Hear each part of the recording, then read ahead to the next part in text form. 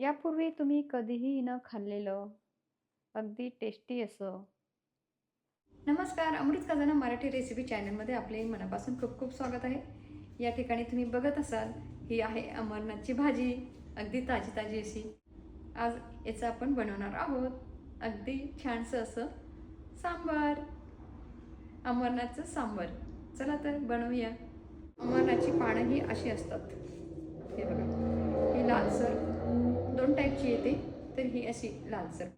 या ठिकाणी ही भाजी आपण स्वच्छ धुवून घेतलेली आहे. आता ही चिरून घेऊया.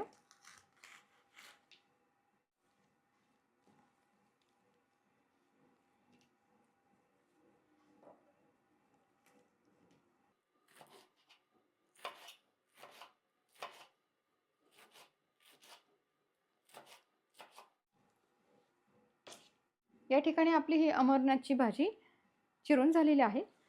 या ठिकाणी आपण भाजीचे जे दांडे आहेत ते सुद्धा चिरून घेतलेले आहेत.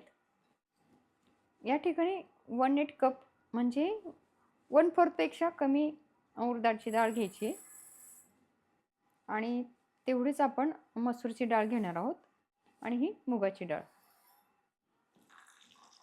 आणि हे आपण धुवून घेणार आहोत स्वच्छ. तर हे आपण 2 पाण्याने स्वच्छ धुवून घेणार आहोत. पण आता तेल घालूया 1 मोठा चमचा. तेल तापलंय, यात आपण आता 1 चमचा जिरे घालूया, 1 चमचा मोहरी घालूया, कढीपत्ता घालूया, हिंग घालूया, अद्रक घालूया आणि हे परतून घेऊया. 1 चमचा जिरा पावडर, 1 चमचा धना पावडर, 1 चमचा हळद, थोडंसं लाल तिखट आणि हे मिक्स करून घेऊया. टोमॅटो घालूया आणि आपण आता हे मिक्स करून घेऊया. छान परतून घेऊया. लाल मिरची घालूया 1, सांबार पावडर घालूया 1 मोठा चमचा. तिखट तुमच्या आवडीनुसार घालायचंय. तिखट तुमच्या आवडीनुसार घालायचंय. आपण आता हे छानपैकी परतून घेतलेलं आहे. यात आपण आता धुतलेली डाळ घालूया. त्यात चिरलेल्या दांड्या घालूया. ही चिरलेली भाजी घालूया. खूप मोठी जुडी आहे, खूप भाजी पाहिलं तुम्ही खूपच आहे. हे आपण मिक्स करून घेऊया.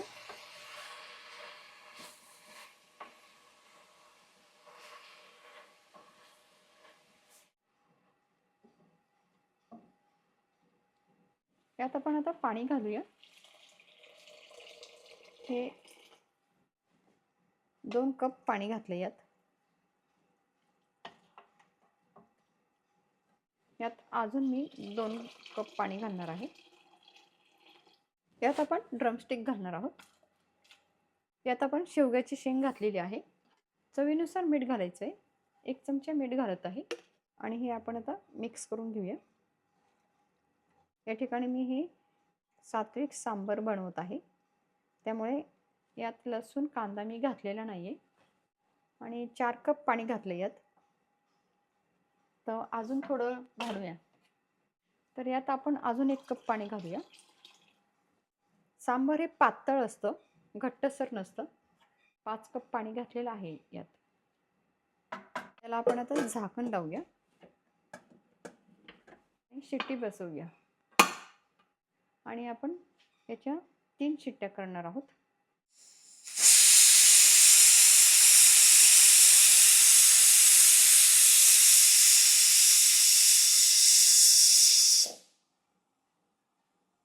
हे बघा, या ठिकाणी 3 शिट्ट्या झाल्यात. आपण आता गॅस बंद करूया.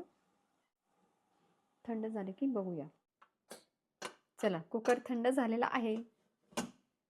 झाकण काढूया. खूपच छान वास सुटलेला आहे. दिसतंय का तुम्हाला? हे सांबार आणि हे बघा, अजिबात गाळ सुद्धा झालेला नाही शेंगांचा. मस्तच झालंय. हे बघा, शिजलेत. वाव, एकदम मस्त झालंय सांबार. दिसतंय का तुम्हाला? अगदी मस्त सुगंध सुटलाय. यात आपण आता गूळ घालणार आहोत आणि चिंचेचा कोळ घालणार आहोत. यात आपण चिंचेचं पाणी घालणार आहोत. चिंच नसेल तुमच्याकडे तर तुम्ही आमसूलचं पाणी घातलं तरी चालेल आणि आमसूल घातलं तुम्ही डायरेक्ट आपण जेव्हा फोडणी देतो तेव्हाच, तर तेही चालेल. आणि आमसूल नसेल आणि चिंचही नसेल तरी चालेल. आपण टोमॅटो घातलेलाच असतो.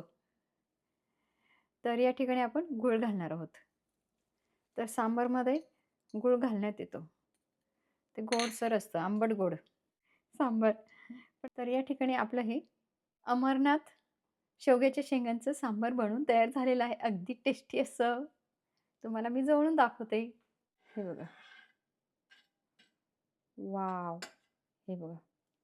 मस्त. शेंगासुद्धा आपल्या म्हणजे गाळ झालेलं नाही. हे बघा. दिसले? पण शिजल्यात त्या छान. हे बघा. दिसलं ना? अगदी झटपट असं आपलं सांबर बनून तयार झालेलं आहे. मस्तच. वॉव! हे बघा तुम्हाला मी ह्या शेंगा दाखवते. या शिजल्यात पण याचा गाळ नाही झालेला. हे बघा. दिसलं का? वॉव! तर बहुतेकांना प्रश्न येतो ना, प्रश्न पडतो, की शिट्टी केली म्हणजे शेंगांचा गाळ होईल. हे बघा आणि मस्त मी आता फोडून दाखवले तुम्हाला. खूपच गरम आहे.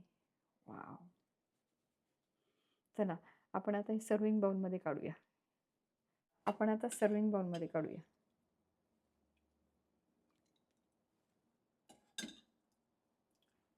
हे बघा.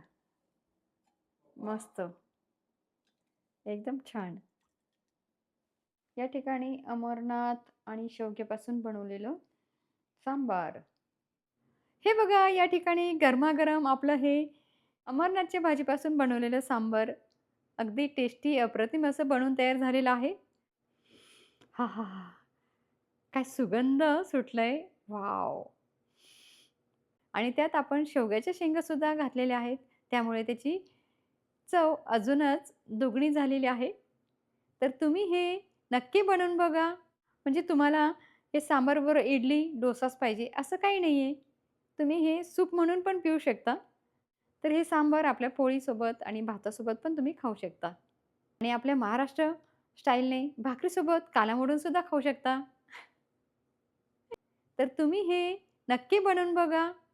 नेहमीप्रमाणे प्रेमाने बनवा, प्रेमाने सगळ्यांना खाऊ घाला. माझी ही रेसिपी तुमच्या मित्र-मैत्रिणींसोबत आणि तुमच्या नातेवाईकांसोबत नक्की शेअर करा. चॅनलवरती जर नवीन असाल तर चॅनलला सबस्क्राईब करायला विसरू नका. आणि बाजूला जे बेलचं बटन आहे तेही दाबा. म्हणजे आमच्या रेसिपी तुम्हाला ताबडतोब मिळतील. भेटूया पुन्हा अशाच नवीन रेसिपीसोबत. तोपर्यंत आनंदात राहा, निरोगी राहा. धन्यवाद.